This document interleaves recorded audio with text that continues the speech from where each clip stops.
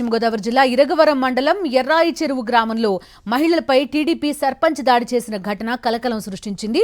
ఉమామహేశ్వరి దేవి శ్రీనివాస్కు స్థలం విషయంలో వివాదం జరిగింది.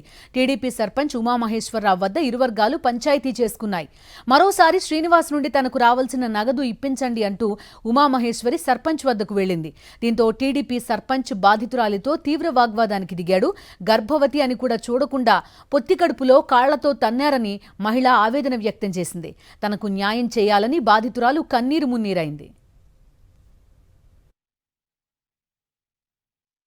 నెల 15 రోజులు టైం పెట్టుకున్నారు. ఆ లెక్క ప్రకారం ఈ రోజు నేను ఫోన్ చేశాను.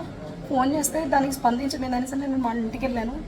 ప్రెసిడెంట్ గారు నా గుమ్మం దిగు అనేసి అని చెప్పి భుజం మీద అది చేసి గెంటి నన్ను కింద పడేసి తొక్కి ఇదిగోండి ఇలా మెడ మీద నా చేతుల మీద నా ఈపి మీద కొట్టనని చోట, అలాగే నేను ఇప్పుడు ఫస్ట్ మంత్ ప్రెగ్నెన్సీతో ఉన్నానండి. నన్ను ఇష్టం వచ్చినట్టుగా ఆయన కడుపు మీద అది తన్నేశారు. మనిషిని చాలా ఒక ఆడదాన్ని నేను చూడకుండా ఇష్టం వచ్చినట్టు కొట్టారు.